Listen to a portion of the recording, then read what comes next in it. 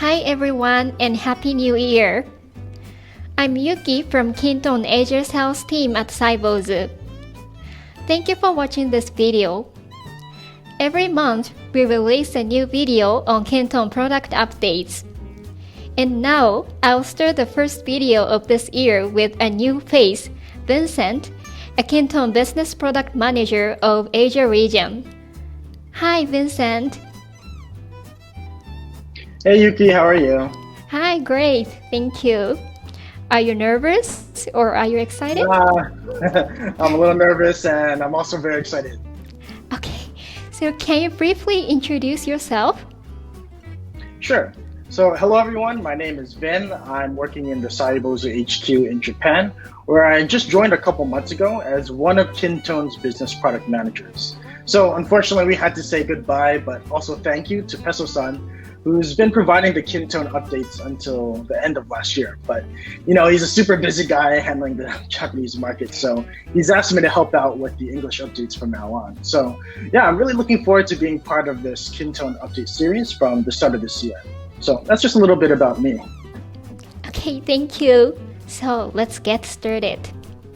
Here are the main updates in January. So this month, we released updates related to app management and app setting and so on. So let's take a look at each update. So we added the last updated date of record column to the app management page. Vincent, can you explain the details? Sure. Before I actually explain that, let me ask you a question. So, Okay. Have you ever made an app that ended up not being used? Yes. So with Kintone, we can easily create our own apps. So I've created so many applications and sometimes find out some apps have not been used for a long time. Right, exactly. And if it's not being used, what do you think you should do with it? I'll delete it. Yeah, exactly. You should delete it. So that way you can maximize your Kintone data space for your team and avoid any waste. But what if you had a bunch of apps you were in charge of managing? How would you know which ones are being used often or maybe not at all? I'll open every app to find out whether we need it or not. Right, which just sounds like a huge waste of time, right? Yeah, it's annoying. Right. So until now, it's been quite difficult to clean up your unused apps, but now with this new feature on the app management page in Kintone, you can now see when a record in each app was last updated. As you can see in the image, where there's a new column in the table that's labeled last updated date of record. So to use it, you can click on this new column header in the table to sort your apps from oldest to newest, or vice versa. So this way it becomes much easier to know which apps are unused, and you can make a decision of whether or not you should delete it. Oh, great. Right. But actually, there's just one thing you should should be careful about.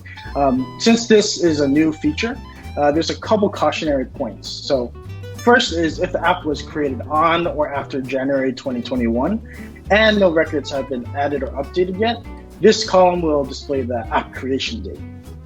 And second is if the app was created before January 2021 and no records have been added or updated since then, the column will display the label no data. And there's actually a third cautionary point, but it's not actually written here. In the case of a bulk update via importing an Excel or CSV file, as of right now, the last updated date will not be changed. But just no worries, this will be covered in the next update in February. Oh, I see. So if there is no data 6 months or 1 year later, it means the apps have not been used for a long time, so we may not need them anymore, right? Not necessarily. Maybe you used it in December, but no records have been updated or added since then. So it may still be useful in the future. So before you decide to delete it, just check with the rest of your stakeholders or team to be sure whether or not it's okay to delete. Okay, I see. So I'll check with my team members. Okay, Great. Thank you. So let's move on to the next one. We added a new option to automatically remove HTML tags from the rich text fields in exported CSV files. So Vincent, please explain the details. Sure. So actually, Yuki, can you read or write HTML code? I wish I could, but I can't. Right. So actually, I can't either. But in case anyone listening is not familiar with what HTML tags are, as shown in the bottom left image in the screen, simply put, they're basically the code written that can be used to create rich text. For example, bold red font. So until now, when you export your app data into CSV format, rich text fields were outputted as HTML tags, which can be cumbersome for people like us who, don't even read or don't need the HTML tags. But now on the export to file page, as shown in the top image, just select the checkbox in the output options labeled Export Rich Text Fields in Text Format. And your rich text data fields will be formatted into simple text that's much easier to read, as you can see in the bottom right image. Great, so it got easier to organize data and exported CSV files even for us. Exactly. Okay, so let's move on to the next. Attached images will now be enlarged by clicking them while adding and editing records. So Vincent, please explain the details. So yeah, I think this one's pretty straightforward. When you're adding or editing a record, sometimes the attached image can be a bit small, right? So Yuki, naturally, when an image is too small, what's the first thing you try to do? I'll try to click on it and try to make it bigger. Right, exactly. And that's what you can do with this new feature. While you're adding or editing a record, just click the attached image to enlarge it. And this is especially useful if you have an image where you need to zoom in and check the details or contents. Maybe it's a map, blueprints, product images, etc. Or maybe if you just have poor vision like me, it can be a great lifesaver. So before the update, we had to once cancel editing to check the image, but now we can enlarge attached images while editing records, so it is very useful. Right, no more having to go back and forth between editing, right? Yeah. And I think for those who are used to Kintone may not notice this update, so please share the information with your team members. So let's move on to the next. And up action buttons can now be localized. Oh, Vincent, can you explain the details? Sure. So this one's for all you Kintone users out there with diverse teams and businesses where maybe more than one language is used in your daily work. So in case you didn't know already, we have a feature called Localization under Advanced App Settings where you can set the app's display language translations between 3 languages, English, Japanese, and Chinese, which will automatically be adjusted based on the logged in user's preferences. Until now, these translations could be various features such as app info, form, views, process management, graphs, and categories, but one relatively new but very important Kintone feature didn't have this localization capability yet. And do you know which one that is, Yuki? Yes, action. Exactly, action. So now when you create action buttons in your app, the text can be localized based on your user's language preferences. And by the way, Yuki, are you using Kintone in the Japanese setting right now? No, I'm now using the English version because I'm in the Asia sales team and want to know the difference. Yes, that's a very smart idea. So actually, I'm using the English version too, but for a different reason. I just can't read Japanese as well. But yeah, so this localization feature, I think, has been super useful within our Cybozu team lately, just because we have growing teams and partners in various places like America, China, and the APAC region. So personally, for someone like me who can't read Japanese so well yet, I'm super excited that Kintone is releasing more and more of these globalized features. So let's move on to the next. We have enlarged the app selection field to select items for setting up lookup and related records more easily. So Vincent, please explain the details. Sure. So basically before, when you're creating your app and you're in the lookup or related records field settings, one of the most important things you have to do first is choose the data source app. However, as you can see on the left image, when you click the drop down to view the list of apps to choose from, The drop-down menu size would be kind of small, where the app names are cut off or only a few will be displayed at a time, right? So we decided to make it a bit easier to see by just making the drop-down menu size bigger, as you can see on the right image.